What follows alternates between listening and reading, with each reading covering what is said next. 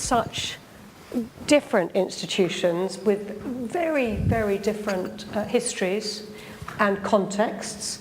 There is a broad sense, I think, between the three of us of a commitment to approaching gender parity with all the tools that we can muster. And we do have to have different tools because we have very different institutions. And here it's fantastic to hear such, I feel really buoyed up by the examples that have been cited this afternoon. But I'm also aware that there is absolutely no room for complacency. I'm very involved in the contemporary world, and it is a world. One of the things that I've been involved in is taking our collection from a Western European model to a truly global collection, and we collect now from multiple centres of creativity rather than from a single kind of centre. But I'm very conscious that when I visit art schools, that they're full of women. 60% of students studying fine arts in the UK are female. The picture, when you look at commercial galleries, is currently around 30%. So there's this huge sense of dynamic commitment and creativity amongst people leaving school and undertaking their first steps to become artists. And yet, very many of them fall at the first hurdle. So we're nowhere near gender parity in terms of the achievements of young people. And I'm not sure what the answer is, but if you look at the commercial gallery system, and then you look at the auction houses, and you look at the prices for art, we've still got a huge distance to go before there's a genuine, a kind of ecology that embraces both men and women and artists of colour. So I suppose one of the questions I have for both of your colleagues, my colleagues here, is how do you see your institutions, which of course embrace history but are absolutely the here and now, shaping a generation of potential artists or fledgling artists as they engage with your collections and they move forward with their careers? If I may, I think the situation is quite different when you're dealing with a historical collection, because you're facing the reality of a certain history that has been made, the choices that have been made by the institutions over the course of years, and sometimes it's a very long history.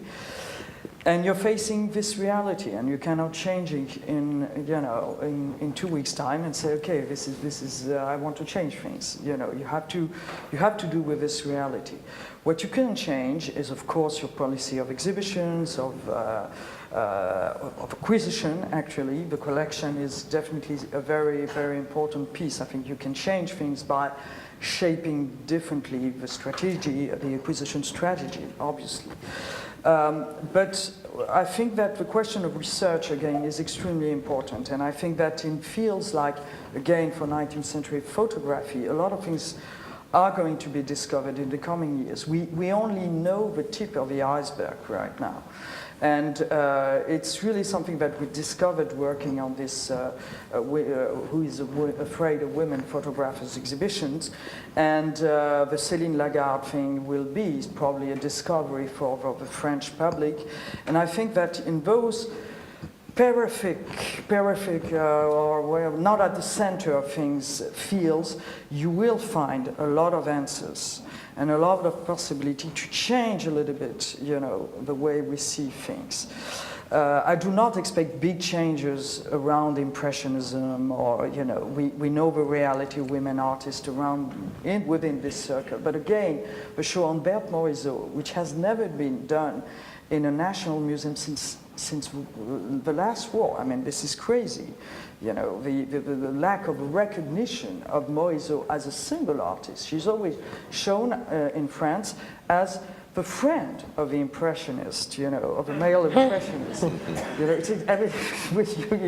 You realize, that you really need to change things, even with a famous name like Berthe Morisot. I mean, Berthe Morisot is not completely unknown.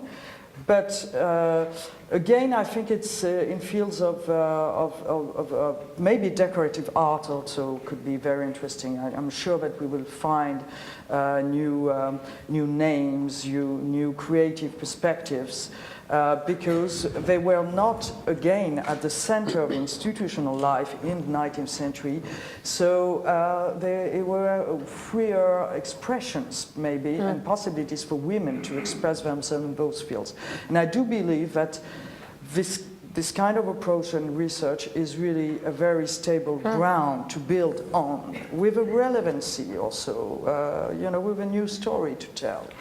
Do you think that you use that sort of margin and centre? Yes. Do you think that's a useful way of talking about, or is it a very hierarchical way of talking about different areas of practice? Would it ever be possible to reverse that?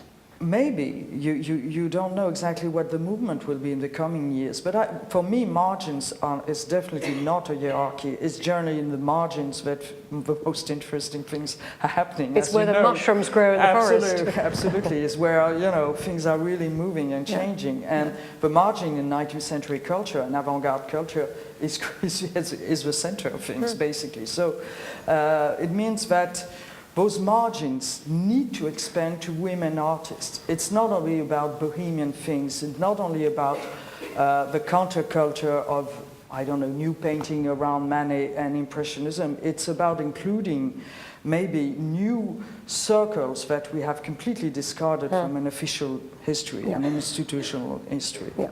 So in a way, we're right at the beginning of thinking how to do this. I think yes, we're really starting. There's something starting there. Do you feel the same thing, that we're just at the beginning of, unpicking and maybe reconstructing the history?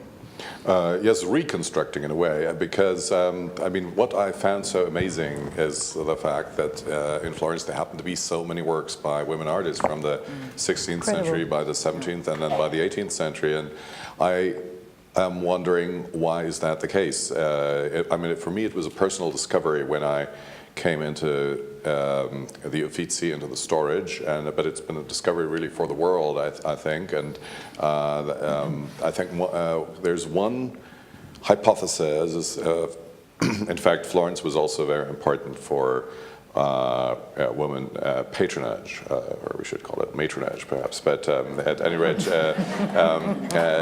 there is. And in fact, I've long before I became director here, when I worked on a research network on Medici women patrons, that's how they called it, with Sheila Folliott, who is here present also, and that's how I got some information. We gathered that information too. It's the city where Eleonora da Toledo was a Grand Duchess. It is the city where Vittoria della Rovere in the 17th century doubled the art collection of the Medici. It is then the city where Anna Maria Luisa de' Medici in 1737 actually made a pact, the Patto della Famiglia, with the Habsburgs that were coming in as the new Grand Dukes of Tuscany, keeping together the entire collection. I think that's one line of research. The other one is the fact that in the 16th century, and again in the 18th century, Florence was such, and Tuscany was such an open city-state and then actually territorial state as well. In the 18th century, the Constitution of Tuscany was the most modern in the world. It was the first country in the world where the death penalty was abolished, where there was the liberty of the press, there was the liberty to openly practice sexual preferences in the 18th century. So, 18th century Florence was far more ahead, compared to most countries today. And that also led already at the times to women artists gathering there. I mean, Jane Seymour Damer, for instance, came from London to Florence to be a sculptress in Florence. And so we're rediscovering that, but again, there were times already in the past where we were already quite ahead, and then the pendulum swung back. So we have to be we have to be really careful to make sure that, I mean, what has been reached so far, that that this is not something that we will be falling behind. So why were those histories suppressed? Well, that's a very good question, and I don't have the answer. Try.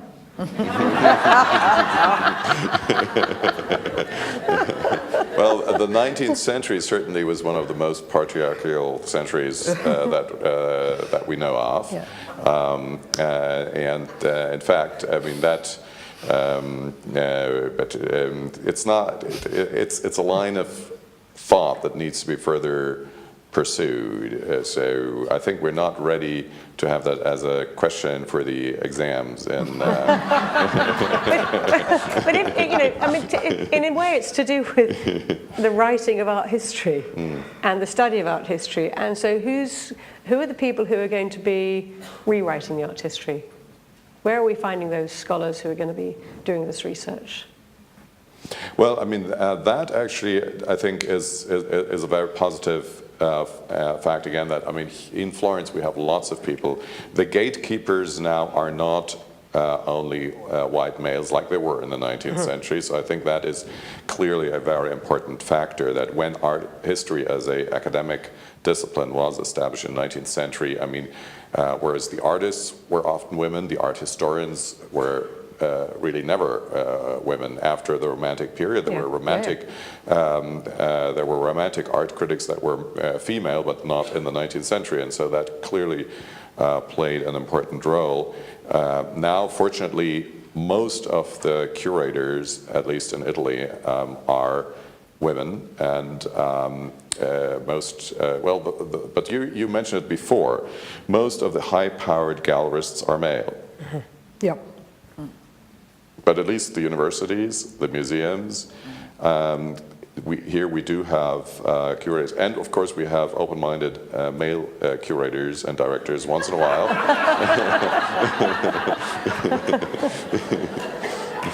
Actually, interesting to know your thoughts. There's almost a crisis in the UK in terms of the production of art historians. And more of the talent pool that studies art history is drawn to contemporary art. Yeah. And I think it's absolutely crucial that we nurture a new generation of art historians who come to art history with an awareness of contemporary art. Because, you know, we are all of us operating in the here and now. But that seems to be a very big challenge. The crisis was the same in France. It's why an institution like Orsay, you know, can play a little role there, saying, you know, we will have this research center, and we want you to join, you know, for new students, you know, coming. I mean, it's very, very important, because otherwise, you know, things will stay as they are. You know, if it's not a movement, if it's not a dynamic, you know, really carried by a younger generation, you know, it will go nowhere. What role does the audience have in what we're all doing? Are we aware of an audience, or is the museum still a kind of top-heavy, broadcast model, or are we doing this because we're responding to a demonstrable need in the demographic and in our audiences? Who comes to your exhibitions? Do they flock to Morisot? I hope they will flock to Morisot. I'm sure they will flock to Morisot, actually. There was a great excitement about the acquisition of the Camille Claudel pieces. There were really important articles. We made a little display, you know, all the acquisition made by the national museums and regional museums around this extraordinary auction that took place last November in Paris. And there was a lot of interest from the public and the press and the media. So I think there's a pressure on the institution. You know, it's not only inside the institution, it's just that you need to rebalance things. And people are ready for that. They want to hear a new story, a new way of telling a story, definitely. And they're right. They're completely right. I sense that when we've had two sort of benchmarking exercises at Tate in this process. One was in 2000 when we opened Tate Modern, where we got a very, very bad press for departing from the norm, from messing around with history, with talking about multiple histories rather than a single history, foregrounding women, thinking about the representation of women. 16 years later, when we opened the new Tate Modern, it was absolute, applause at a 50-50 gender balance in the collection. It was completely extraordinary how things have changed in a relatively short space of time. Is that your experience? It is, absolutely. I mean, we didn't have the 2000 step, so we are going straight into a new way of displaying art. Also, we get far more thematic in our new galleries. Before, it was actually not historical, it was topographical. I mean, that was the gold standard at the Uffizi. But, and there are people who believe that this needs to be topographical because the artists are in some way connected to the city where they were either born or active. When they were only born there and not active there, it's getting even more absurd, but it's and that's the reason why now, for instance, in the old installation, we have Raphael coming after the Mannerists because he was born in Urbino, and now this is all changing, and the public responds very well, also to the solo shows for Suor Plauti-Lanelli, who today is not yet again a household name, and we had more than 500,000 visitors, which for Florence is quite a lot. And we're seeing already the crowds for Maria Lai and also for Elisabetta Serrani. I mean, I've been amazed by the impact over a short space of time, over a number of years. If we at Tate Modern do a medium-scale show of Yayoi Kusama, and it gets, I don't know, X number of hundreds of thousands of visitors, and it transfers to New York, and the visitors double, and it transfers to Paris, and tripling, and so on and so forth. And what's really exciting about that is that you can, with a degree of speed, you can create an audience and a context, and you can put somebody back into history, which is very exciting. When did you do Yayoi Kusama? Which year was that? It was 2010, and look at her now. Yes, exactly. So, I mean, we got our self-portrait also right after that. So, I mean, it's really thanks to Tate that the Uffizi got the we didn't discover her, but we were on the route. It was yeah. part of the rebuilding of her. Obviously, she had had an earlier career, but like so many women artists over the last many hundreds of years, they have this, lifetime or moment of achievement, and then they disappear. And that is the real challenge, I think. How do we sustain those careers? How do we support those women to stay visible? One of the things that we were talking about earlier, and which for me is absolutely central to issues around gender, are issues around diversity. And I think what we've done as a museum is it's been a hand-in-hand approach, that we've seen the kind of institutional neglect of women and race in the collection and acted on them to a degree at the same time, so that we've become the demographic has broadened in a number of different ways. Has that been your experience, that they are conjoined, or should they be, or is it just not relevant to your collection? No, it's partly relevant. I mean, it's relevant in the society of today, but it's what I told you earlier, Francis, is that in France we have a kind of approach that is very different from England, for instance, which is the Republican ideal of one community, community that in a way blurs the question of diversity. So for a national institution, it's quite tricky to play actually to sustain those republican values, because they are very important and they are the common ground on which the French nation has been built since the revolution. But at the same time, we are facing a change of society that is absolutely obvious, and a need to absolutely share the heritage which we have in our institutions with people coming from very diverse worlds and diverse heritage, diverse culture, traditions, whatever, you know. And so it's a challenge for national institutions. But for instance, Orsay, and it's a very interesting, I think, perspective, will be programming an exhibition next year, next spring actually, on the black model in French art from Géricault to Matisse. It's actually a second venue of a show that you will see in New York at the Wallach Art Gallery, Columbia University, in this fall, it will be called Posing Modernity, and the history of black model centered on from Manet to Matisse. We expanded a little bit the chronology in Orsay because I wanted to start with the French Revolution and the question of abolition of slavery, which is, of course, absolutely central, is with one of the political background of the subject. And it's the first time, to my knowledge, that an institution, quite a traditional institution of fine art, is really tackling a subject that is completely non-existent in the history of art, at least in France. You mean not acknowledged? Not acknowledged, you know, completely not recognized as a subject.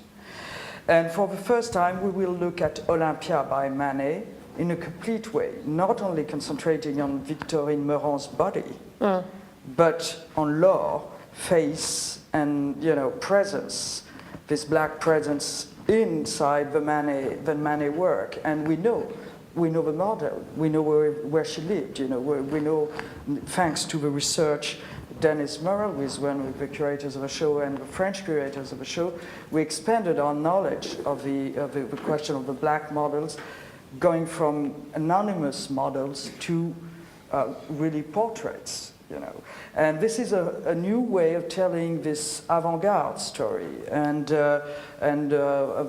really from artists like Géricault, Manet, Matisse, you know, big moments in history of art, but that will be seen in another way, you know. And it's potentially extremely problematic, isn't it? Because you're dealing with a contested history. Of course it is. But I think it's very interesting to really try to expand the vision and to give the audience the whole picture in a way. Is that akin to, I mean, you mentioned briefly this project around rape in relation to your collection? Yes, and there are, of course, other examples of violence against women. In fact, the Loggia dei Lanzi, which belongs to the Uffizi, does not just have the rape of Polixena, but also the rape of the Sabine women, and also the killing of Medusa, which is again a man that hits off the head of a woman. So basically there's lots of violence against women shown in the art. And still is today. I mean, as is today, so it's a very contemporary thing. It's very, very contemporary, in fact. Italy has on average more than 130 killings of women every year, which is far too many, obviously.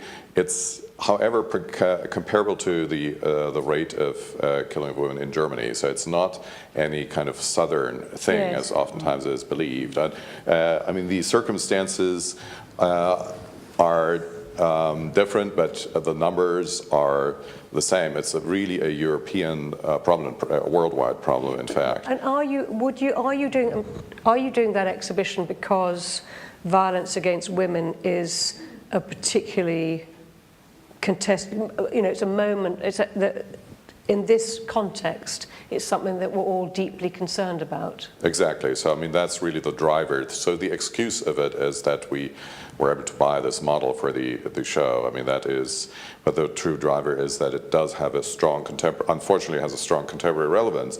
And in the same way, we're now putting up a big exhibition on Islamic art this summer, which we will be dedicating to a man from Senegal who was just shot dead 2 weeks ago in the center of Florence, and the murderers claims that there were no racist motives, but I mean clearly there's no reason to believe him.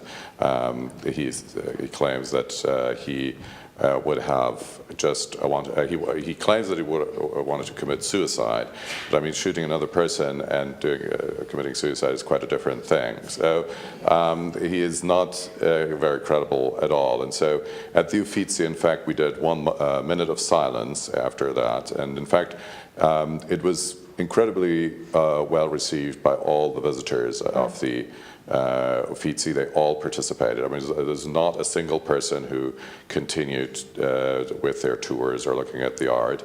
And these are real problems of our contemporary society. And when these things happen just less than a mile away from the museum, I mean, we need to address them with the collection. And when we can actually face those problems with historical evidence, even better so. So in this new installation of 17th century paintings, in fact, I did put next to the famous portrait by Justus Sustermans, which shows the Grand Duke Cosimo II with his son Ferdinand II and his wife Mary Magdalene of Austria. I put another painting also by Justus Sustermans with other 3 people, which are 2 peasant women and 1 African Tuscan boy from the early 17th century, to really show the society at 360 degrees and not just the ruling family. And in fact, there were a number of Africans present in the 17th century in Florence, and we know his name. He's called Piero. So again, we have the model's name. We know a lot about his life, and really to give these stories back to the people of the past, but also of the present. That is truly important, and that way we, as a museum, we have a significance that otherwise we would not have.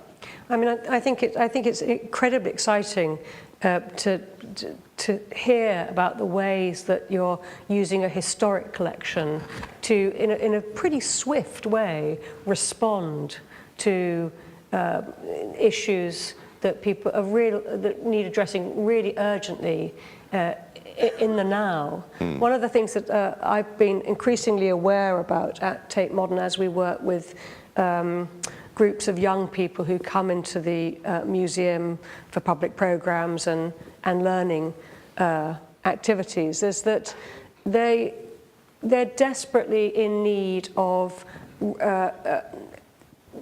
seeing themselves in the institution. You know, they can't, and you can't be what you can't see. And we need to surface those stories and identities and histories that a much more broad and diverse audience can relate to. And it's fascinating to see how you can do it with art of the 17th and 18th century as well as art of the 20th century, and I find that really inspiring. Do you feel the need that people want to see themselves reflected? Certainly, but I don't see it as the ultimate goal. I think you need to find something of yourself in order to discover other things. And a museum should play on the 2 levels. Come and see things that could interest you, but discover other things. Discover, yeah. Open your mind. Yeah, but you have to open that door first. Yes, you have to open. Yeah. The first step is extremely important, and it's a very tricky thing, as you know, because some people are just feel excluded from the museum, and they just don't even think going to a museum. So this distance is really one of the key questions in our present societies. But once we can sometimes succeed, in bringing people to the museum, we do a lot of outreach. I mean, to different sectors of society, and we are really committed to this. And I know that in the Uffizi it's the same. I mean, it's really the social role of a museum that we are talking about. But we have also the cultural role. We cannot forget this. So it's really bringing people and inviting them to come to the museum and then, you know, making things really a discovery, a moment of, you know, of expanding a little bit your vision, your knowledge, your diversity again. Diversity How in far another way. do you and your respective museums feel you have the teams that adequately reflect the demographic of the audiences that you're trying to recruit? And is it possible really to reach people unless we also reflect them? Well, the reality, I have to say, is that the question of diversity is absolutely is a kind of failure, at least for curatorial teams in France. I mean, they do not reflect the diversity of society. It's why we work a lot with all the different communities and private foundations, and you know that they do, where you do find this diversity and they reflect this diversity. We need partners there, because we cannot on our own carry everything and imagine everything. We're not legitimate in a way. We're not legitimate, definitely. So that's a tough question, because it deals with education, with the university system also in France, and a certain life of our institution, which are Republican, but at the same time are really driven by a sort of elite way of seeing things. And I'm the perfect example of this elite, so you know, it's awful. It's absolutely awful. My only excuse is that I am a woman. But you're a woman, So I can survive. Now You know? we have a white male elite here. What's your excuse?